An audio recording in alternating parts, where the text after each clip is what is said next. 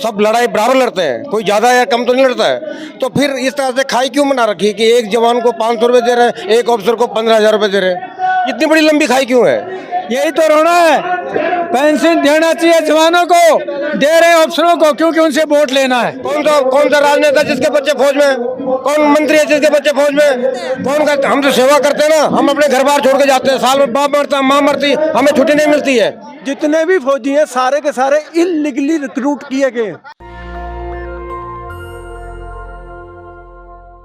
नमस्कार, मैं ज्योति आप सभी का नेशनल दस्तक पर स्वागत करती हूँ। वन रैंक वन पेंशन के लिए जो पिछले कई दिनों से चल रहा है और कितने सारे सैनिक आए दिन जुड़ते जा रहे हैं, इस बात का अंदाजा आप इसी से लगा सकते हैं कि इस तरफ आपको तमाम लोग दिखाई दे रहे होंगे, अलग अलग राज्यों से आए हैं। और इस वक्त भी मेरे साथ देहरादून, उत्तराखंड, इलाहाबाद, हरिद्वार से कई सारी जगहों से जो लोग आए हुए हैं वन रैंक वन पेंशन को लेकर, ORPO को लेकर, और इन लोगों की कई सारी चीजें हैं। देखिए, पोस्टर की तरफ भी आप एक तरफ देख सकते हैं, यहाँ पर तमाम पोस्टर भी आपको देखने को मिल रहे होंगे। एक्स सोल्जर वेलफेयर सोसाइटी के लोग हैं, तमाम लोग हैं। बिना देर करे शुरुआत करना चाहूंगी, क्योंकि कई दिनों से चल रहा है तो कहीं ना कहीं लोगों को ऐसा लग रहा था कि इनकी उम्मीदें टूट जाएंगी, लेकिन अफसोसन ऐसा हुआ नहीं। उम्मीद टूटने की जगह ये लोग ज्यादा से ज्यादा जुड़ते जा रहे हैं। आप देख सकते हैं कि ये जो पोस्टर में भी आपको दिखाई दे रहा होगा कि ये तमाम लोग देवभूमि पूर्व सैनिक कल्याण समिति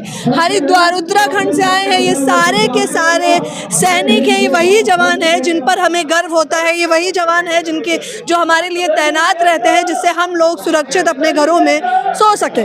बिना देर करे शुरुआत करना चाहूंगी। क्या नाम है आपका? मेरा नाम दिनेश चंद्र सकलानी, मैं पूर्व सैनिक अध्यक्ष हूँ हरिद्वार के अंदर। हरिद्वार से आए हैं, बताइए क्यों आए हैं आप? लोगों का तो तमाम दिन से ये चल रहा है प्रोग्राम, कोई निष्कर्ष तो निकल नहीं रहा है। नहीं निकलेगा, जब हम सभी सैनिक एकजुट होंगे और एक मंच पर आएंगे तो अभी जैसे आज की तारीख में पूरा भारत के लोग जितने भी पूर्व सैनिक हैं वो सबके रिप्रेजेंटेटिव आज आए हुए हैं। और हमारी एक ही मांग है कि जो बीच की खाई है उस खाई को बराबर कर। हम तो लड़ाई लड़ते हैं ना, सब लड़ाई बराबर लड़ते हैं, कोई ज़्यादा या कम तो नहीं लड़ता है। तो फिर इस तरह से खाई क्यों बना रखी है कि एक जवान को 500 रुपये दे रहे हैं, एक ऑफिसर को 15,000 रुपये दे रहे हैं?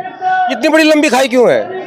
क्योंकि वो अफसर है ना, इसीलिए। इस लड़ाई के लिए अफसर नहीं होता है। लड़ाई में सबसे पहले जवान जाता है, किसी भी ऑपरेशन में जवान पहले जाता है, ऑफिसर बाद में जाता है। और जो भी ऑफिसर अपना प्लान बनाता है, वो जो सूचनाएं जवान देता है आगे से, उसी पर प्लान बनता है। 17-20 दिन होने वाले हैं, क्योंकि पहले भी मैंने कवर किया था। पहले ऐसा कि हम मनोहर पारगी से मिले थे और उन्होंने हम ये कहा था कि ये चीज़ जो आप हमको बताया है ये हमको आज तक किसी ने बताया, क्योंकि जो मीटिंग में जाता है ऑफिसर जाता है, ऑफिसर अपनी बात रखता है। हमारा जैसे जवान का कोई प्रतिनिधि वहाँ नहीं जाता है, तो हमारी बातों को रास्ते में कट कर दिया जाता है। तो अभी कोई आश्वासन मिल रहा है सरकार की तरफ से आप लोगों को या नहीं? नहीं, अभी तो हमने सरकार को अपना मेमोरेंडम दिया है, अब देखते हैं सरकार उस पर अमल करती है तो ठीक है, नहीं तो हमारी जो काम है वो चलता रहेगा। अभी तक तो आश्वासन नहीं मिला। अभी तक नहीं मिला? अभी तक 20 दिन होने वाले हैं। किसान आंदोलन बना देंगे क्या इसको? किसान आंदोलन तो नहीं बनाएंगे, लेकिन ये है कि अपनी मांगे रखेंगे हम सरकार के सामने और हमारी मांगे सरकार माने। सरकार तो सुन ही नहीं रही है ना, उनके तो कानों में जू तक नहीं रेंग रही। सुनेगी सरकार, सुनेगी। सरकार को सुनना पड़ेगा, सरकार को सुनना पड़ेगा। जब हम एकजुट वॉइस रेज करेंगे, एक मंच से करेंगे और पूरे भारत के पूर्व सैनिक 30 लाख लोग जुड़ेंगे इस मोमेंटम से, तो सरकार को सुनना पड़ेगा। वन रैंक वन पेंशन तो सरकार कहती है बढ़िया। जिस तरह से OROP 1 दिया गया है उसमें बहुत सारी विसंगतियां हैं, जैसे कि MSP कोई पेमेंट नहीं है, वो मिलिट्री सर्विस पे है, वो इक्वल होती है ऑफिसर्स की और जवान की। सेम कंडीशन में रहते हैं, सेम स्थिति में युद्ध करते हैं, तो फिर MSP अलग अलग क्यों? इतनी बड़ी खाई क्यों? तो आपने ये सवाल पहले क्यों नहीं पूछा? अब अचानक से कैसे जागरूक हुए? पहले से पूछते आ रहे हैं, लेकिन ऑफिसर्स हमारे मंच के लीडर थे, उन्होंने हमारे साथ धोखा किया और अपनी अपग्रेडेशन कराई और हमें भूल गए। सभी लोग सैनिक है यहाँ पर? कोई अफसर नहीं है, कंप्लीट सैनिक है पूरे मंच के अंदर। जो अभी तक एक भी अफसर नहीं मिलेगा आपको इसमें। पहले हमारे अफसर होते थे, मंच से भाषण करके चले जाते थे, हमको बखा के चले जाते थे कि हमने ये कर दिया, हमने वो कर दिया। कुछ नहीं करते थे, केवल अपना खाना पूर्ति करते थे। जो हमारा हक था वो भी छीन लिया उन्होंने। तो क्या हक है आप लोगों का? हक जो था कि पहले हमको 75% पे मिलती थी, अब 50% पे ले आए हमको, और अपने आप उनको 50% मिलती, वो 75% चले गए। ये उल्टा हुआ सीधा।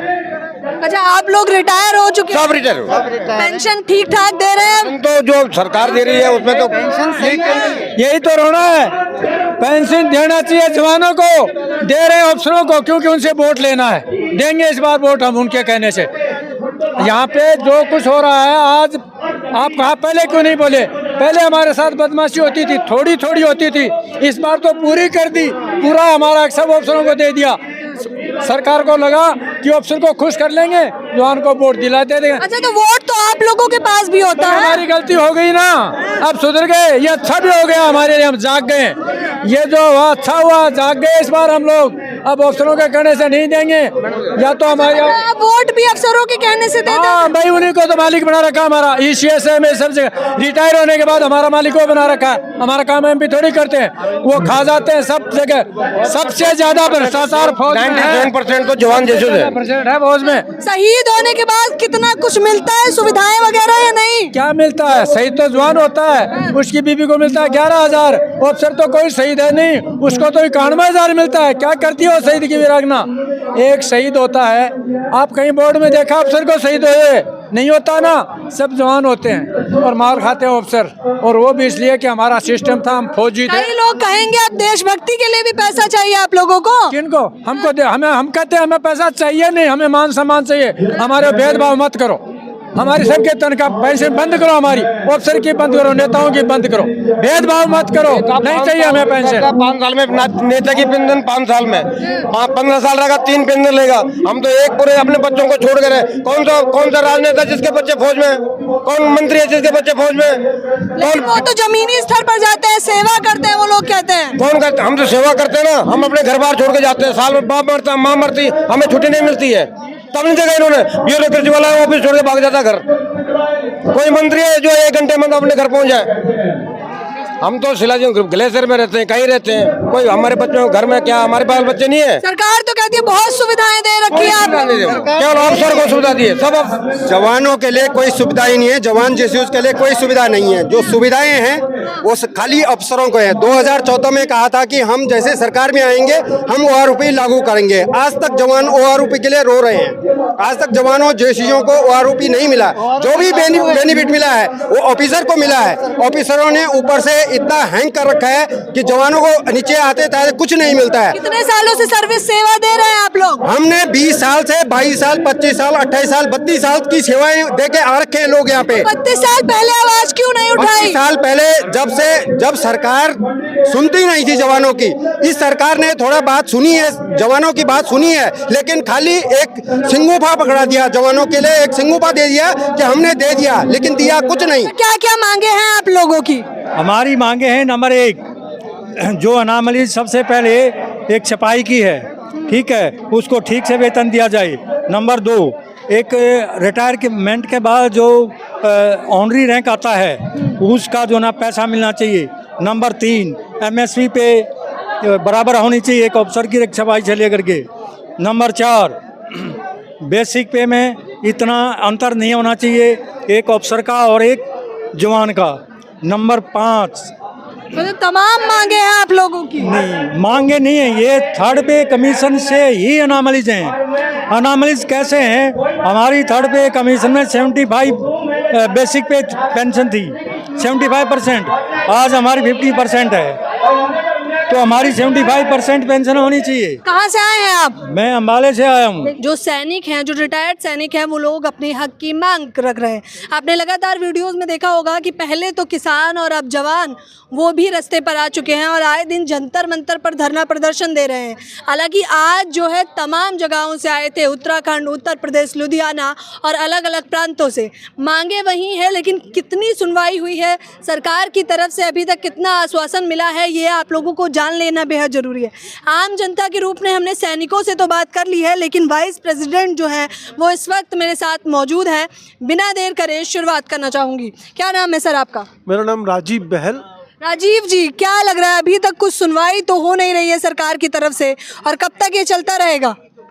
देखिए, अगर आप सच पूछें कब तक चलता रहेगा, जब तक हम जीतेंगे नहीं तब तक चलता रहेगा। जब तक हमारी मांगे नहीं मानी जाएंगी, जब तक हमें हमारे हक नहीं दिए जाएंगे तब तक ये चलता रहेगा। आप लोगों को ऐसा नहीं लगता कि काफ़ी देर से आए आप लोग? क्योंकि मैंने कई लोगों से बातचीत करी, उन्होंने कहा 30 साल आप लोग सर्विस दे चुके हैं, सेवाएं दे चुके हैं, अचानक से ये जागरूकता कहाँ से आई? देखिए, जागरूकता अचानक से नहीं आई। हम इस चीज़ पे 2013 से लगे हुए, आज हम 2023 में बैठे हैं, तो 10 साल से मैं खुद ये लड़ाई लड़ रहा हूँ। 10 साल से हम ये खुद लड़ाई लड़ रहे हैं और हमने सरकार को बार बार और अपनी सारी मांगे बताई हैं कि हमारे साथ कैसे भेदभाव हो रहा है। भेदभाव भी कई तरह का है। मैं जानना चाहूँगी, क्योंकि जनता, तमाम लोग आपको देख रहे होंगे और जानना चाहेंगे कि क्या सच में सैनिकों के साथ भी भेदभाव किया जाता है और किस प्रकार का? सैनिकों के साथ सबसे ज़्यादा भेदभाव होता है।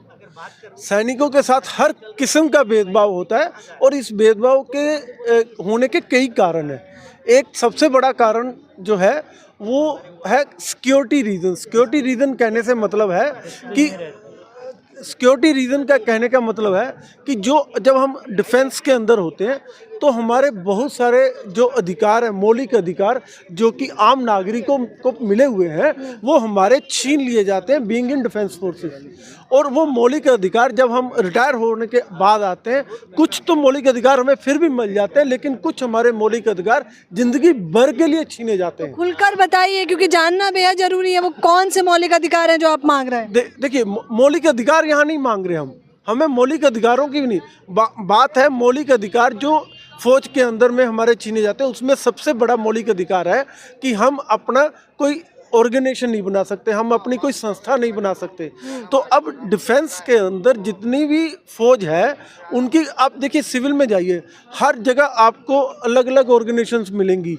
वो जो अगर कोई उनकी दिक्कत होती है पे एंड अलाउंसेस की या किसी भी प्रकार की, तो वो अपने ऑर्गेनाइजेशन को बताते हैं, वो ऑर्गेनाइजेशन जो है अपनी सरकार के साथ उठाती है, इन सर्विस होते हैं, बातें सेटल हो जाती हैं। अब डिफेंस के अंदर सबसे बड़ी बात क्या है कि फौजी संस्था नहीं बना सकता, फौजी संस्था नहीं बना सकता। इसीलिए आपको दिखेगा कि एक्स सर्विसमैन ऑर्गेनाइजेशन बनाते हैं और एक्स सर्विसमैन सड़कों पे उतरते हैं। कई सारे लोगों का ये भी सवाल है कि देशभक्त करने वाले, देशभक्त लोग जो हैं वो कब से मांगे रखने लगे, उनकी इच्छाएं कब से बढ़ने लगी? आपकी बात सही है, हमारे तो पेट लगा ही नहीं है, हमारे तो बीवी बच्चे भी नहीं। मैं 36 साल की उम्र में रिटायर होके आ गया था।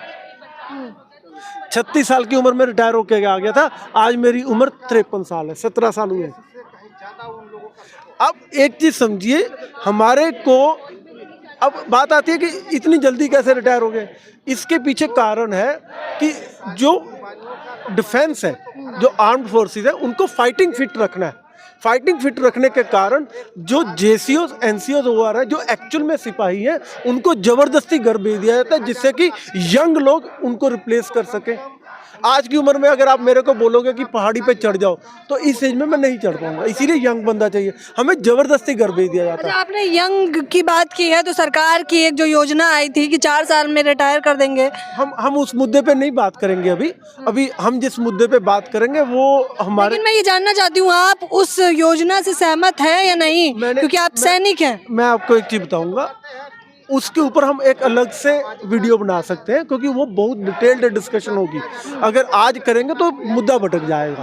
अच्छा, आपकी क्या क्या मांगे हैं? हाँ, हमारी मांगे हैं कि जो हमारी पेंशन है उसको OROP 2 के ऊपर आज अगर हम बात कर रहे हैं, OROP 2 का हमने प्रदर्शन किया था, उसके रिलेटेड बात करें तो OROP 2 के अंदर या OROP 1 के अंदर सरकार ने कहा था कि जो बेस ईयर होगा, इस बार बेस ईयर 2018 है, तो जो 2018 में लोग रिटायर होकर आएंगे उनका मिनिमम और मैक्सिमम का एवरेज देंगे। तो एक बंदा है जो 35 साल की उम्र में, 40 साल की उम्र में, 45 साल की उम्र में, 50 साल की उम्र में रिटायर हो रहा है, और दूसरे अधिकारी वर्ग है जो कि 57 साल से 62 ईयर्स की। क्या लग रहा है, इतना भेदभाव क्यों किया जा रहा है? अजी, भेदभाव होने का रीजन ये है कि हमारी रिप्रेजेंटेशन नहीं है, सरकार हमारे साथ बैठती नहीं है, सरकार हमें बैठा करके हमसे बात नहीं करना चाहती, ये सबसे बड़ा रीजन। ताली और फूल तो बरसाए जाते हैं ना आप लोग, उससे पेट नहीं भरता ना। उससे पेट नहीं भरता। जाहिर तौर पर परिवार तो इनके भी हैं, बच्चे इनके भी हैं, बच्चे इनके भी स्कूलों में पढ़ते हैं, शिक्षा मिलती है। पेट और भूख ये चीज़ें नहीं समझता कि मात्र आप देशभक्त हैं। तो क्या लग रहा है, आप कुछ आश्वासन होगा, क्योंकि आपने कहा 10 साल से आप ये मुद्दा उठा रहे हैं, 10 दिन का मुद्दा नहीं है ये। अजी 10 दिन का क्या, ये तो पिछले 70 साल से मुद्दा है। हाँ। आप अगर आज आपके चैनल पे मैं आपको एक चीज़ और बता दूं, जितने भी फौजी हैं सारे के सारे इलीगली रिक्रूट किए गए हैं। मैं बहुत सोच समझ कर बोल रहे हैं। मैं एक्स सर्विसमैन सोसाइटी का, voice of ex serviceman society का हेड लीगल सेल हूं, और मैं बहुत सोच समझ के बोल रहा हूं। हम इलीगली भर्ती हैं। सरकार ने आज तक हमारे रिक्रूटमेंट रूल नहीं बनाए हैं।